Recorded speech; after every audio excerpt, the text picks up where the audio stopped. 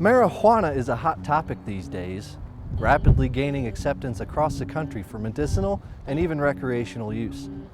Last week, the legislature killed a bill proposed by Representative Byrd that would have lessened the penalties for possessions of small amounts of marijuana.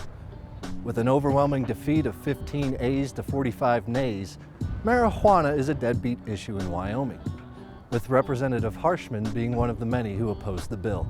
You know, the argument was about jail time and offenders and all that. I think you come back with a thoughtful work with the judiciary. That's got to be a committee bill and really do all the homework on it. So the notion that every guy who's got an ounce of marijuana is getting thrown in a state pen in Rawlins, I just think that's that's fantasy. That's not happening. Overall, we've been pushing somewhere around 2,000 average marijuana arrests a year, and these are for varying amounts of small marijuana.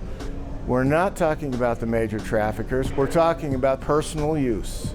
And so for the minor amount of marijuana, we're going to spend tens of thousands of dollars through the court system, and then we've already filled up our jails. January 1st of this year, the people of Colorado overwhelmingly voted in favor of recreational legalization of the wacky tobacco. After nearly 2 months of the new law in practice, the number of crimes related to marijuana and the dispensaries have been less than some anticipated.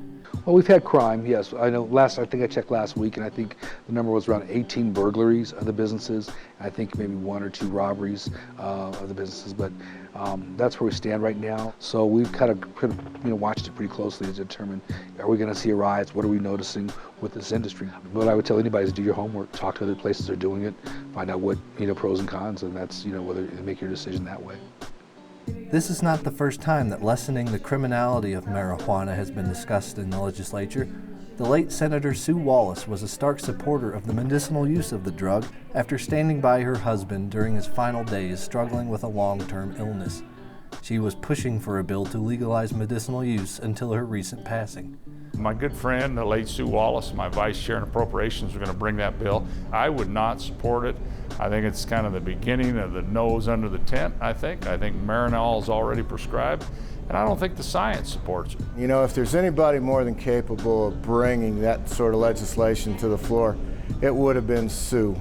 Her bill was one that was designed to implement and design a medical marijuana apparatus so it could be dispensed via prescription.